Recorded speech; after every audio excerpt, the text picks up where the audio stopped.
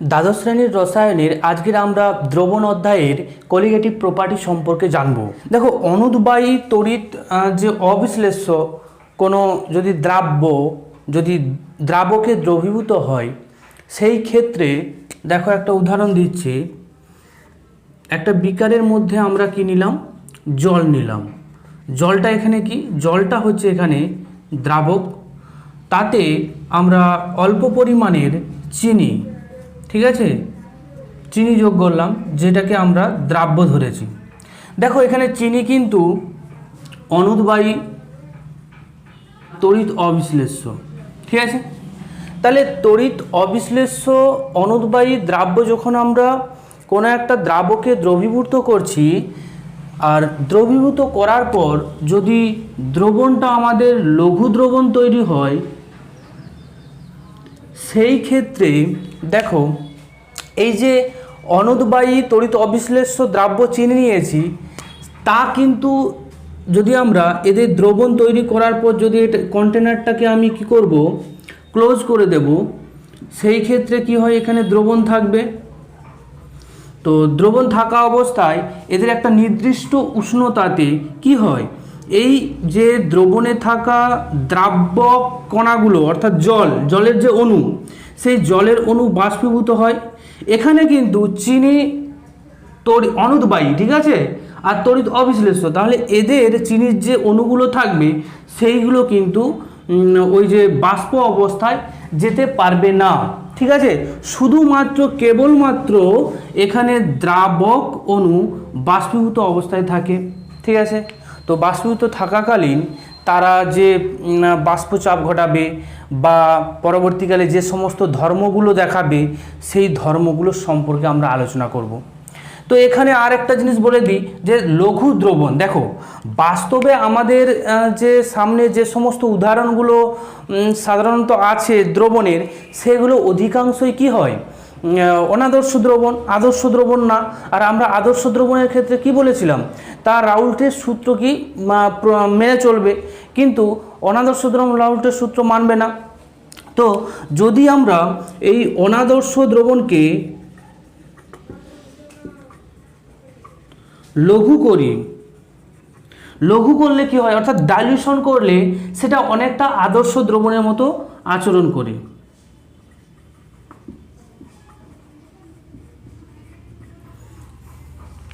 তাহলে কি হবে, অনাদর্শ দ্রবণে যদি আমরা যত লঘু করব, সেটা কি আদর্শ দ্রবণের মতো আচরণ করবে। আর আদর্শ দ্রবণের মতো যখনই আচরণ করবে, তাদের যে প্রপার্টি, তাদের যে ধর্ম, সেই ধর্মগুলো কিন্তু রাউল্টের সূত্র কিন্তু প্রযোজ্য হবে। তো এই রকম কিছু লঘু দ্রবণের ক্ষেত্রে যেখানে দ্রাব্যটা হবে অনুদ্বায়ী তড়িৎ অবিশ্লেষ্য অসংযোজিত, ঠিক আছে। এই রকম অবস্থায় ওই দ্রাব্য যদি দ্রাবকে দ্রবীভূত করি, সেই ক্ষেত্রে কিছু প্রপার্টি দেখায়। সেই প্রপার্টি হচ্ছে মূলত 4 ধরনের হয়। সেই 4 ধরনের যে প্রপার্টিগুলো আবার কি হয়, যে 4 ধরনের ধর্মগুলো পায়, সেই ধর্মগুলো পরস্পর আবার কি হবে, সম্পর্কযুক্ত হয়, পরস্পর তারা সম্পর্কযুক্ত হয়। এই যে পরস্পর সম্পর্কযুক্ত যে ধর্মগুলো আমরা দেখব, সেই ধর্মটাকে আমি বলবো কলিগেটিভ প্রপার্টি। কেন কলিগেটিভ প্রপার্টি বা সংখ্যাগত ধর্ম? দেখো এখানে সংখ্যাগত ধর্ম বলার একটাই কারণ হচ্ছে, দেখো এখানে দ্রাব্যের যে প্রকৃতি তার ওপর কিন্তু নির্ভর করছে না। এখানে সমস্ত ধর্মগুলোই দ্রাব্যের অণুর সংখ্যার উপর নির্ভর করছে, দ্রাব্যের প্রকৃতির ওপর নির্ভর করে না। যার জন্য এই ধর্মগুলো প্রত্যেকটাই পরস্পরের সঙ্গে কনভারসেশন করা যায় বা তাদের সম্পর্ক একটা স্থাপিত হয় পারস্পরিক, সেই ধর্মগুলোকে আমরা বলবো কলিগেটিভ প্রপার্টি। এবারে আক্ষরিক যে সংজ্ঞা, সেই সংজ্ঞাটা আমরা দেখি। তাহলে আমরা দেখো এখানে সংজ্ঞা থেকে কি বলছি, দেখো কোনো দ্রবণের যে ধর্মগুলি, ঠিক আছে, দ্রাব্যের প্রকৃতির উপর নির্ভর করে না, কেবলমাত্র দ্রাব্যের কণার যে সংখ্যা, সেই সংখ্যার উপরই নির্ভর করে। দ্রবণের সেই ধর্মগুলোকে আমরা কি বলবো, সমাবর্তী বা সংখ্যাগত ধর্ম বা কলিগেটিভ প্রপার্টি, ঠিক আছে। এই কলিগেটিভ প্রপার্টি আমরা দ্রবণের ক্ষেত্রে যে কলিগেটিভ প্রপার্টিগুলো সাধারণত দেখি, সেই 4 ধরনের কলিগেটিভ প্রপার্টিগুলো হলো, এক হচ্ছে কি বাষ্প চাপের আপেক্ষিক অবনমন, 2 হচ্ছে স্ফুটনাঙ্কের উন্নয়ন, 3 হচ্ছে হিমাঙ্কের অবনমন, 4 অসমোটিক প্রেসার বা অভিস্রবণ চাপ। অনেক কোশ্চিনই দেয়, এমনকি প্রত্যেক পরীক্ষাতে বিগত সালের কোশ্চিন তুমি তুলে দিয়ে দেখবে প্রত্যেক পরীক্ষাতে একটা না একটা অঙ্ক রয়েছে এদের ওপর বেস করে। ঠিক আছে, তাহলে এই 4টার সম্পর্কে আমরা জানব। কলিগেটিভ যে প্রপার্টি সেগুলো একটা নির্দিষ্ট কয়েকটা শর্ত আছে, সেই শর্ত যদি ফিল আপ করে সেই ক্ষেত্রে কিন্তু কলিগেটিভ প্রপার্টি বা ধর্মগুলো দেখাবে। সেই শর্তগুলো কি দেখো, প্রথম শর্ত হচ্ছে কি অনুদ্বায়ী তড়িৎ অবিশ্লেষ্য কঠিন দ্রাব্য হতে হবে, যেটা আমরা আগেও বললাম। তো অনুদ্বায়ী তড়িৎ অবিশ্লেষ্য দ্রাব্য হতে হবে। এই ক্ষেত্রে যদি আমরা NaCl ধরি, সেটা কি, এটা বিয়োজিত হয় তড়িৎ বিশ্লেষ্য, তাহলে এটা যদি বিয়োজিত হয়ে Na+ আর Cl- করে, সেই ক্ষেত্রে দেখো এদের যে পরিমাণ আমরা যে সংখ্যক মানে যে পরিমাণ দ্রাব্য NaCl যোগ করেছি জলে, তাতে যে পরিমাণ আমি যে পরিমাণটা NaCl নিয়েছিলাম তাতে যে অণুর সংখ্যা জলে যখন দ্রবীভূত করে দেব না, সেই ক্ষেত্রে অণুর সংখ্যাটা দ্বিগুণ হয়ে যায়, কারণ এরা আয়নে বিয়োজিত হয়ে যায় জলীয় দ্রবণে।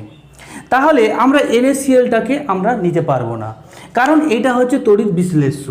তাই আমরা অনুদ্বায়ী তড়িৎ অবিশ্লেষ্য কঠিন দ্রাব্যই নেব, যারা সংযোজিত হবে না, যারা বিয়োজিত হবে না।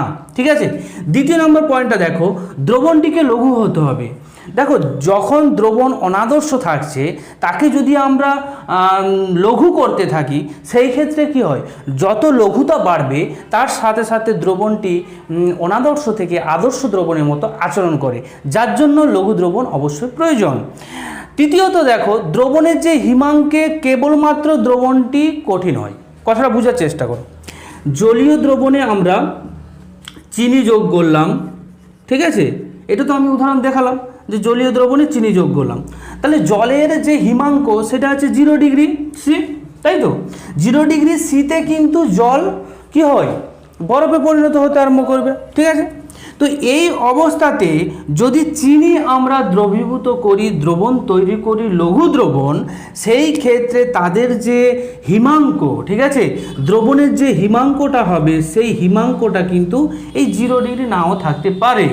তো দ্রবণের যে হিমাঙ্ক হবে সেই হিমাঙ্কে যদি আমরা দ্রবণটাকে নিয়ে যাই, সেই ক্ষেত্রে এই যে দ্রবণ তৈরি হলো চিনি আর জলের দ্রবণ, সেখান থেকে কেবলমাত্র জল বরফ হবে। এখানে চিনি কিন্তু আর ওই যে কঠিন অবস্থায় থাকা বা বরফ অবস্থায় থাকা জল, তাতে আর কোনো প্রকার চিনির অণু থাকবে না। সেই জিনিসটাই এখানে বলতে চেয়েছি যে দ্রবণের হিমাঙ্ক কেবলমাত্র দ্রাবকটি কঠিন হয়, অর্থাৎ দ্রবণ থেকে পৃথক হয়ে যাবে, সেখানে দ্রাব্য আর থাকবে না। এই 3টে কন্ডিশন যদি বা শর্তগুলো যদি আমরা পালন করা হয় লঘু দ্রবণের ক্ষেত্রে, তাহলে আমরা সেই দ্রবণের ক্ষেত্রে কলিগেটিভ প্রপার্টিগুলো পাবো আর প্রযোজ্য হবে। প্রথম যে সংখ্যাগত ধর্ম বাষ্পচাপের যে আপেক্ষিক অবনমন, সেই সম্পর্কে আমরা প্রথমে জানব। দেখো বাষ্পচাপের আপেক্ষিক অবনমন যে বাংলা কথা, এই বাংলা কথাটার মধ্য দিয়ে কিন্তু বোঝা যাচ্ছে যে এখানে কোনো কিছু কি হচ্ছে, কমে যাচ্ছে। ক্লিয়ার, অবনমন মানে কি, কমে যাওয়া। ঠিক আছে, তো বাষ্পচাপের আপেক্ষিক অবনমন, তাহলে বাষ্পচাপের কোনো একটা জায়গায় আপেক্ষিক যে মানে আপেক্ষিক বলতে যে পার্থক্য, তা কিন্তু কমে যাচ্ছে। সেই জিনিসটাই কিন্তু আমাদের ব্যাখ্যা করব আজকে। দেখো প্রথমে আমরা একটা হচ্ছে বিকার নিলাম, সেই বিকারের মধ্যে অবশ্যই সেটা ক্লোজ বিকার নিয়েছি, ঠিক আছে, তার মধ্যে রেখে দিয়েছি আমরা দ্রাবক হিসেবে জল। ঠিক আছে, শুধুমাত্র দ্রাবক আছে, বিশুদ্ধ দ্রাবক। আরেকটা নিয়ে নিয়েছি কি, আরেকটা বিকার নিয়েছি, যেখানে কি করেছি আমরা অল্প পরিমাণ দ্রাব্য যোগ করে দিয়েছি। সেটা গ্লুকোজও হতে পারে, সুক্রোজও হতে পারে। সে দ্রাব্য যোগ করে যেটা তৈরি হলো আমরা এটা সুক্রোজ করে দিই প্লাস জল, তাহলে এটা কি হচ্ছে দ্রবণ, তাই তো। তো এই যে পুরো প্রসেসটা আমরা ঘটাচ্ছি, একটা বিশুদ্ধ দ্রাবকে কিছু পরিমাণ দ্রাব্য যোগ করছি, দ্রবণ তৈরি করছি, সবটাই কিন্তু একটা নির্দিষ্ট উষ্ণতায়। এখানে উষ্ণতাটা কি হবে, কনস্ট্যান্ট হবে, ঠিক আছে, এটা মাথায় রাখতে হবে। এবারে যে দ্রাব্যটা আমরা যোগ করেছি সেই দ্রাব্যটা অবশ্যই তড়িৎ অবিশ্লেষ্য,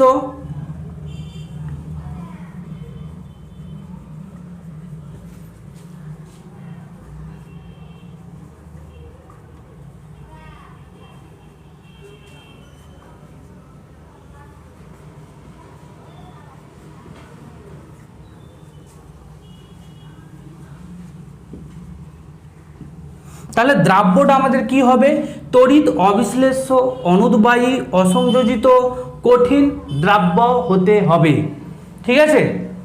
তো এই অবস্থাতে যদি একটা নির্দিষ্ট উষ্ণতায় তাদের আমরা যদি বাষ্পচাপ দেখি, শুধুমাত্র প্রথমেই চলে যাচ্ছি বিশুদ্ধ দ্রাবকের ক্ষেত্রে টি উষ্ণতাতে বা নির্দিষ্ট একটা উষ্ণতাতে তাদের বাষ্পচাপটা ধরে নিলাম P0 বা P0, ওকে। আর দ্রবণের যে বাষ্পচাপটা আমরা ক্যালকুলেট করছি বা করব, পরে আবার দেখাচ্ছি, তো সেই যে এক্সপেরিমেন্টাল যে ভ্যালু বাষ্পচাপের সেইটা P ধরলাম, ঠিক আছে।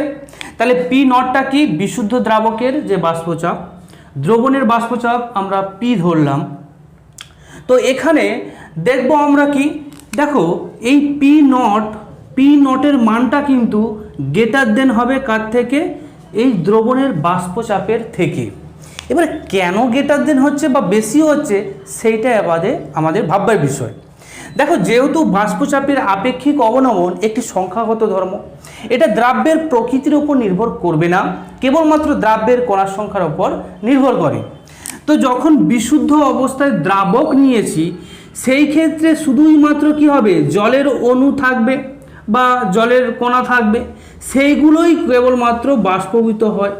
আর কি এদের যে সারফেস এরিয়া সবটাই মানে পুরো পরিতলটাতেই কি থাকবে, জলের অণু থাকবে, যার ফলে একটা নির্দিষ্ট উষ্ণতায় তারা সবটাই শুধুমাত্র দ্রাবক এখানে বাষ্পীভূত অবস্থায় থাকবে।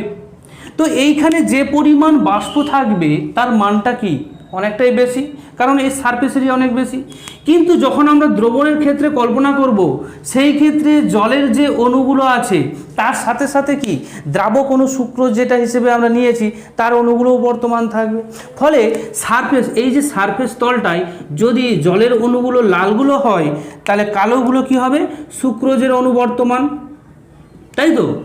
তাহলে এই যে তলটা ছিল আমরা শুধু বিশুদ্ধ দ্রাবকের ক্ষেত্রে যে তল ছিল সেইখানে শুধুমাত্র কি ছিল, দ্রাবক অণু, আর এখানে কি আছে, দ্রাব্য অণু প্লাস দ্রাবক অণু। তাহলে আমরা এটা বলতে পারি দ্রাবক অণু। আর এই যে সারফেস তল তাতে কি আছে, দ্রাব্য প্লাস দ্রাবক অণু। তাহলে দেখো এই যে সারফেস এরিয়া থেকে বেশি পরিমাণ কি হচ্ছিল, দ্রাব্য বাষ্পীভূত হয়ে বাষ্পে পরিণত হচ্ছিল, ঠিক আছে।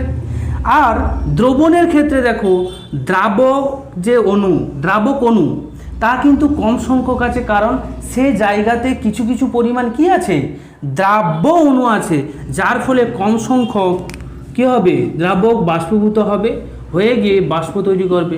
ফলে এদের যে বাষ্পচাপ সেই বাষ্পচাপ P0 আর এদের যে বাষ্পচাপ এই দ্রবণের অবস্থায় থাকায় দ্রাবকের যে বাষ্পচাপ সেটা P ধরলাম। তাহলে এই দুটোর মধ্যে পার্থক্য হচ্ছে তো। আরে বাবা, এইখানে দেখো অণুর সংখ্যা কম হচ্ছে, বাষ্পের অণুর সংখ্যা কম। বাষ্পের অণুর সংখ্যা যখনই কম হবে তার বাষ্পচাপ কম হবে। এই বাষ্পের অণুর সংখ্যা যখনই এখানে বেশি হচ্ছে তার বাষ্পচাপ বেশি হচ্ছে। এই দ্রবণের ক্ষেত্রে অণুর সংখ্যা যেহেতু কম হচ্ছে, ঠিক আছে, বাষ্পীয় অবস্থায়, তাহলে তার চাপটা কম হচ্ছে, সেই কারণে P0 গ্রেটার দেন P হচ্ছে। অর্থাৎ বিশুদ্ধ দ্রাবকের যে বাষ্পচাপ সেটা হচ্ছে কি দ্রবণের বাষ্পচাপের থেকে বেশি। ক্লিয়ার? এবারে আমরা বলতে পারি যে দ্রবণের বাষ্পচাপের আপেক্ষিক অবনমন কত হয়েছে।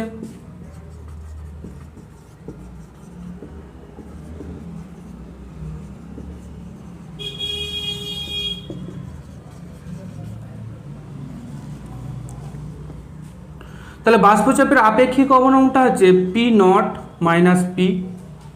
ক্লিয়ার? এই যে পি নট মাইনাস পি যে পরিমাণটা এলো, এদের দুজনের পার্থক্য, সেটাকে যদি আমরা ওই বিশুদ্ধ যে দ্রাবক তার সাপেক্ষে যদি তুলনা করি, মানে কি সেই বিশুদ্ধ দ্রাবকের বাষ্পচাপ দিয়ে ভাগ করলে তার সাপেক্ষে তুলনা করলে যে পরিমাণ হবে সেটা হচ্ছে বাষ্পচাপের আপেক্ষিক অবনমন। তাহলে কি হচ্ছে বাষ্পচাপের আপেক্ষিক অবনমন। এই যে মান, এই মানটাকে আমরা অনেক সময় কিভাবে লিখি, ডেল পি। এই যে পার্থক্য ক্ষুদ্র পরিবর্তন হয়, তাই del P divided by P zero, এটাও আমরা লিখতে পারি। ঠিক আছে, এই হচ্ছে বাষ্পচাপের আপেক্ষিক অবনমন। এবারে দেখো এই ক্ষেত্রে বিজ্ঞানী রাউল্টের সূত্রটা কিভাবে প্রযোজ্য হচ্ছে সেইটা আমরা দেখি। রাউল্টের সূত্র দেখো, বাষ্পচাপের আপেক্ষিক অবনমন সংক্রান্ত যে রাউল্টের সূত্র, তিনি সূত্রে কি বলেছিলেন, যে কোনো অনুদ্বায়ী তড়িৎ অবিশ্লেষ্য তড়িৎ অসংযোজিত, ঠিক আছে, অনুদ্বায়ী যদি কঠিন দ্রাব্য দ্রবীভূত হয়ে দ্রবণটা লঘু করবে বা লঘু দ্রবণ সৃষ্টি করবে, সেই ক্ষেত্রে বাষ্পচাপের আপেক্ষিক অবনমনের যে মান, সেই বাষ্পচাপের আপেক্ষিক অবনমনের মানটা হবে ওই দ্রবণে উপস্থিত দ্রাব্যের মোল যে ভগ্নাংশ তার সঙ্গে সমান। ঠিক আছে, এক্স টুটাকে আমরা কি ধরেছি, দ্রাব্যের মোল ভগ্নাংশ। ঠিক আছে, এবারে দেখো রাউল্টের সূত্র যে আমরা পেয়েছি দ্রাব্যের বাষ্পচাপের আপেক্ষিক অবনমন থেকে, তো এইখানে বাষ্পচাপ ধারণা থেকে রাউল্টের সূত্র কিভাবে আসবো, এই সমীকরণটা আসবো কিভাবে, সেটা আমরা লক্ষ্য রাখব। দ্রবণের বাষ্পচাপ বিষয়ক যে রাউল্টের সূত্র, সেই সূত্র থেকে বাষ্পচাপের আপেক্ষিক অবনমনের যে রাউল্টের সূত্র, তা আমরা অবতারণ করব, অর্থাৎ পরিবর্তন করে নিয়ে আসব। তো প্রথমে যে জিনিসগুলো আমরা ধরে নিয়েছি সেগুলো দেখে নাও, যে পি নট এ যেটা বিশুদ্ধ দ্রাবকের বাষ্পচাপ, পি যেটা দ্রবণের বাষ্পচাপ, এক্স এ যেটাকে আমরা ধরেছি দ্রাবকের মোল ভগ্নাংশ, এক্স বি যেটা ধরেছি দ্রাব্যের মোল ভগ্নাংশ। এবারে দেখো কোনো একটা যে বিশুদ্ধ যে দ্রাবক আমরা নিয়েছি, বিশুদ্ধ দ্রাবকের যে বাষ্পচাপ, সেই বিশুদ্ধ দ্রাবকের যে বাষ্পচাপ সেটা কি হচ্ছিল, তার মোল যে ভগ্নাংশ গুণিত তার যে বিশুদ্ধ অবস্থায় দ্রাবকের যে বাষ্পচাপ তার সঙ্গে গুণ ছিল, সেটা আমরা জেনে এসেছি আগেই, তাই তো? এটা বিশুদ্ধ দ্রাবকের যে বাষ্পচাপ সেটা আমরা জেনে এসেছি। এবারে দেখো ঠিক একই রকমভাবে যখন আমরা এই যে বাষ্পচাপের আপেক্ষিক অবনমন করছিলাম, সেই ক্ষেত্রে যে দ্রাবক যে নিয়েছিলাম, সেই দ্রাবকটা কিন্তু অনুদ্বায়ী তড়িৎ অবিশ্লেষ্য অসংযোজিত, তাই এই যে দ্রাবক বাষ্পে পরিণত হতে পারছিল না, যার জন্য শুধুমাত্র দ্রাবক কণাগুলোই বাষ্পীভূত হচ্ছিল। তাই সেখানে দেখো আমরা যে ছক করে দেখলাম না, বিশুদ্ধ যে দ্রাবক তার বাষ্পচাপ, তারপরে দেখলাম দ্রবণের যে বাষ্পচাপ, সেই দ্রবণের যে বাষ্পচাপের কথা বলছি, সেই দ্রবণের বাষ্পচাপটা কিন্তু শুধুমাত্র দ্রাবকের বাষ্পচাপই ছিল। তো তাহলে যেহেতু দ্রাব্য অনুদ্বায়ী তড়িৎ অবিশ্লেষ্য, তাহলেই আমরা বলতে পারি দ্রবণের যে বাষ্পচাপ, সেই বাষ্পচাপের মানটা কি হবে, এই যে তোমার বিশুদ্ধ দ্রাবক যে বাষ্পচাপ তার সঙ্গে সমান হবে। এই দুটো সমান রাউল্টের সূত্র অনুসারে। ঠিক আছে, এই দুটো যদি সমান হয় তাহলে আমরা এই সমীকরণে যে পি এ জায়গায় পি বসিয়ে দেবো, তাহলে কি হবে, x A P not a. Clear? এবারে আমরা কি জেনে এসেছি, যে মোল ভগ্নাংশের যে আমরা পড়ে এসেছিলাম, সেইখান থেকে কি জানি, যে দুটো যে কম্পোজিশন নিয়েছি, সেই কম্পোজিশন দ্রাবক তাদের যে মোল ভগ্নাংশ টোটাল সমষ্টি সেটা এক হবে। তাহলে এক্স এ সমান কি হয়, 1 মাইনাস এক্স বি, তাই তো? সেই জিনিসটা আমরা এখানে বসিয়ে দেবো, তাহলে কি 1 minus x B p zero a. Clear? যে পি সমান হচ্ছে কি, p zero a minus x B P not a. দেখো পি নটটাকে আমি জিরো বলছি, কেমন, পি নটই বলবে তোমরা অবশ্যই। এবারে দেখো P minus P not a, তারপর না এটা এইভাবে ঠিক না, দেখো এখানে আমরা কি করব, পিটাকে ওই পাশে নিয়ে যাব আর এই টার্মটাকে এই পাশে নিয়ে আসব। তাহলে কি হয়ে যাবে দেখো, X B P not A equals to P not A minus P. এখান থেকে এক্স বি ইকুয়ালস টু কী হবে, P not A minus P divided by P not A. এই যে এক্স বি সমান P not A minus P divided by P not A, এই মানটাই কিন্তু আমরা কি বলেছিলাম, বাষ্পচাপের আপেক্ষিক অবনমন সংক্রান্ত রাউল্টের যে সূত্র, তাই না? তাহলে কি করলাম আমরা, বাষ্পচাপের যে রাউল্টের সূত্র সেখান থেকে আপেক্ষিক অবনমন সংক্রান্ত বাষ্পচাপের যে রাউল্টের সূত্র সেটা আমরা অবধারণ করতে পারলাম। ঠিক আছে, এবারে দেখো বাষ্পচাপের আপেক্ষিক অবনমন সংক্রান্ত যে রাউল্টের সূত্র তার প্রযোজ্যতা ঠিক একই রকম তিনটে আছে। এক হচ্ছে কি, দ্রাব্যটাকে হতে হবে তড়িৎ, অবিশ্লেষ্য, অসংযোজিত, অনুদ্বায়ী, কঠিন। আর কি হতে হবে, দুই, দ্রবণটাকে অবশ্যই লঘু হতে হবে। তিন কি, যখন দ্রবণের হিমাঙ্কে আমরা নিয়ে যাব দ্রবণটাকে, ঠিক আছে, তখন বিশুদ্ধ যে দ্রাবক হিসেবে শুধুমাত্র কঠিনটাই বেরিয়ে আসবে, দ্রাবকটাই, সেখানে দ্রাব্য কোনো রকমভাবে আলাদা হবে না, শুধুমাত্র দ্রাবকটাই আলাদা হবে। ক্লিয়ার? এই শর্তগুলো যদি পালন করে সেই ক্ষেত্রেই বাষ্পচাপের অবনমন সংক্রান্ত যে রাউল্টের সূত্র তা প্রযোজ্য করা যাবে। ক্লিয়ার? বাষ্পচাপের আপেক্ষিক অবনমন সে উষ্ণতার উপর নির্ভর কিভাবে করবে সেই জিনিসটা আমরা একটু দেখে নিই। দেখো, এটা সাধারণত সবাই অমিট করে চলে যায়, তাই আমি ভালো এটা দিয়ে দেওয়া অনেকটা বেটার হবে। দেখো, বাষ্পচাপের যে বাষ্পচাপ তা কিন্তু উষ্ণতার উপর নির্ভর করে। ঠিক আছে, সেটা দ্রবণেরও বাষ্পচাপ হতে পারে আর বিশুদ্ধ দ্রাবকেরও বাষ্পচাপ হতে পারে, যে কোনো বাষ্পচাপ। ঠিক আছে, বাষ্প হলে তার একটা চাপ থাকবে, সেই চাপটা কিন্তু উষ্ণতার উপর নির্ভর করে। উষ্ণতা বাড়ার সাথে সাথে কি হয়, বাষ্পের পরিমাণটা কি বৃদ্ধি পাবে, ফলে বাষ্পচাপ বাড়ে। এটা সাধারণ ব্যাপার, এটা কোনো রকম নতুন কিছু নেই। দ্বিতীয়ত কি, বিশুদ্ধ দ্রাবক বা দ্রবণ উভয়ের ক্ষেত্রে কিন্তু বাষ্পচাপের পরিবর্তন ঘটবে। ঠিক আছে, যেহেতু উষ্ণতা বাড়ছে তাহলে কি বাষ্পায়নের হার বাড়বে, আর বাষ্পায়নের হার যখনই বাড়বে বাষ্পচাপ কি হবে, বৃদ্ধি পাবে।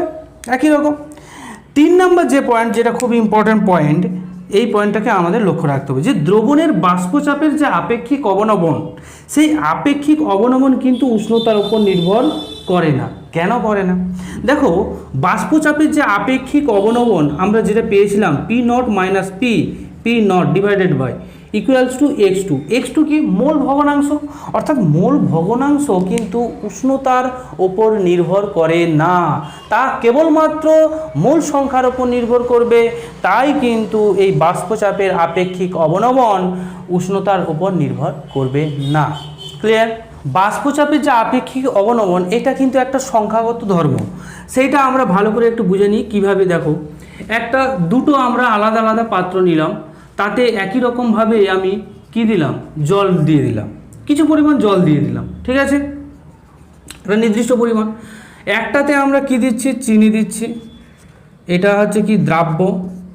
অবশ্যই কিন্তু তড়িৎ, অবিশ্লেষ্য, অসংযোজিত, অনুদ্বায়ী, কঠিন দ্রাব্য হতে হবে। এটাতে হচ্ছে আমরা সমপরিমাণ দিয়ে দিলাম গ্লুকোজ দিয়ে দিলাম। দুটার ক্ষেত্রেই সমপরিমাণ দিচ্ছি। ঠিক আছে, চিনি যতটা দিচ্ছি গ্লুকোজও ততটা দিচ্ছি। তো এই ক্ষেত্রে কি হয়, দেখো, দুটোর যে আলাদা আলাদা কিন্তু কন্টেনার এ আর বি, এদের যদি বাষ্পচাপের আপেক্ষিক অবনমন ক্যালকুলেশন করি তাহলে del P by P naught, যেটা এ এর ক্ষেত্রে আসছে, আর এটা কি del P by P naught, এটা বি এর ক্ষেত্রে। ঠিক আছে, এদের যে সমসংখ্যক পরিমাণ বা সমান মোল সংখ্যা বিশিষ্ট ধরে নিলাম 0.1 মোল করে হচ্ছে 0.1 মোল করে হচ্ছে আমরা দ্রাব্যগুলো যোগ করলাম। তার ফলে যে বাষ্পচাপের আপেক্ষিক অবনমনের যে মানটা এলো তার মানটা কিন্তু সমান হয়। তাহলে এই যে মানটা সমান হচ্ছে, এখান থেকে আমরা কি বলতে পারি, তাহলে এখানে যে দ্রাব্যের যে প্রকৃতি, এই চিনি আর গ্লুকোজ তো আলাদা, তাহলে এদের দ্রাব্যের প্রকৃতির ওপর কিন্তু নির্ভর করছে না বাষ্পচাপের আপেক্ষিক অবনমনের মান। তাহলে কার ওপর নির্ভর করছে, দেখো এখানে সমপরিমাণ দিয়েছিলাম, তাহলে এখানে তাদের কি অণুর সংখ্যাটাও সমান আছে, তাহলে অণুর সংখ্যার ওপর কিন্তু নির্ভর করেই কিন্তু বাষ্পচাপের আপেক্ষিক অবনমনের মানটা হচ্ছে সমান। তাহলে আমরা কি বলতে পারি যে বাষ্পচাপের আপেক্ষিক অবনমনটা একটা সংখ্যাগত ধর্ম, সংখ্যার উপর নির্ভর করছে, অর্থাৎ দ্রাব্য কণার উপর নির্ভর করছে, দ্রাব্য কণার সংখ্যার উপর নির্ভর করছে, এখানে কোনো প্রকার দ্রাব্যের প্রকৃতির উপর নির্ভর করবে না। ক্লিয়ার? বাষ্পচাপের যে আপেক্ষিক অবনমনের যে আমরা মানটা পেয়েছিলাম তা কি P naught minus P by P naught equals to x2। এই যে সূত্র, এই সূত্র থেকেই আমরা দ্রাব্যের আণবিক ভর বের করব। তো প্রথমে আমরা ধরে নিয়েছি W1 গ্রাম পরিমাণ দ্রাবক, W2 গ্রাম পরিমাণ দ্রাব্য, দুটোকে যোগ করে কি করলাম, একটা দ্রবণ তৈরি করলাম, অবশ্যই লঘু দ্রবণ। ঠিক আছে? আর এখানে দেখো যে M1 সেটাকে আমরা ধরে নিয়েছি দ্রাবকের আণবিক ভর, M2টাকে ধরেছি দ্রাব্যের আণবিক ভর। এবারে পিটাকে আমরা ধরেছি দ্রবণের বাষ্পচাপ, স্থির একটা উষ্ণতা, সেটা আমরা জানি। আর পি নটটাকে ধরেছি বিশুদ্ধ দ্রাবকের বাষ্পচাপ স্থির উষ্ণতায়। এবারে আমরা এই যে সূত্র, এই সূত্রটাকে কাজে লাগিয়ে দেখো x2 এর মানটা আমরা বের করব। N2 বা N1 এই দুটো, অর্থাৎ দ্রাব্যের যে মোল সংখ্যা বা দ্রবণের বিশুদ্ধ দ্রাবকের মোল সংখ্যা, এই দুটো মান আমাদের বের করতে হবে। তাহলে N2 অর্থাৎ দ্রাব্যের মোল সংখ্যা, দ্রাব্য কি দেওয়া আছে W2 পরিমাণ ডিভাইডেড বাই তার আণবিক যে ভর, একই রকমভাবে বিশুদ্ধ যে দ্রাবক তার কি হবে W1 পরিমাণ নিয়েছি ডিভাইডেড বাই W1, এই দুটো আমরা পেয়ে গেলাম। এবারে x2 এর মানটা আমরা কিভাবে পাবো? x2 বলতে কি? x2 বলতে দেখো যে N2 divided by N1 plus N2। ঠিক আছে? এবারে লঘু দ্রবণের ক্ষেত্রে যেখানে দ্রাব্যটা খুব অল্প পরিমাণ আছে, আমি ধরে নিলাম দ্রাব্যটা খুব অল্প পরিমাণ আছে, সেই ক্ষেত্রে দেখো N1 প্লাস N2 এটা হচ্ছে N1 এর সঙ্গে প্রায় সমান হবে, N1 হবে। এখানে N2টা অল্প পরিমাণ আছে, তাহলে x2 সমান আমরা বলতে পারি N2 বাই N1। ঠিক একই রকমভাবে x2টাকে বের করতে গেলে N2 বাই N1।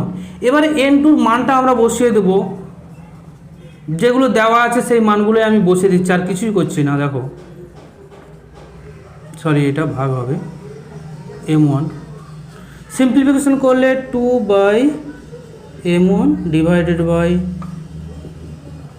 M2। x2র আমরা মান পেয়ে গেলাম।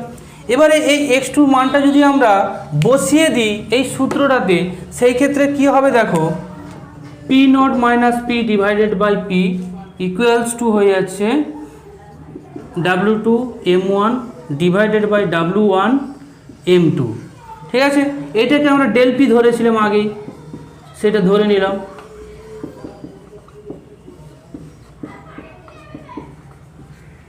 এইবারে আমরা M2টাকে বের করব, তাই তো? M2টাকে বের করতে হলে M2 সমান হয়ে যাবে W2 M1 W1, তাহলে এটা কি হবে, উল্টে যাবে, ডেল পি ইন্টু পি। এইখান থেকে আমরা কি পেয়ে যাব, দ্রাব্যের আণবিক ভর।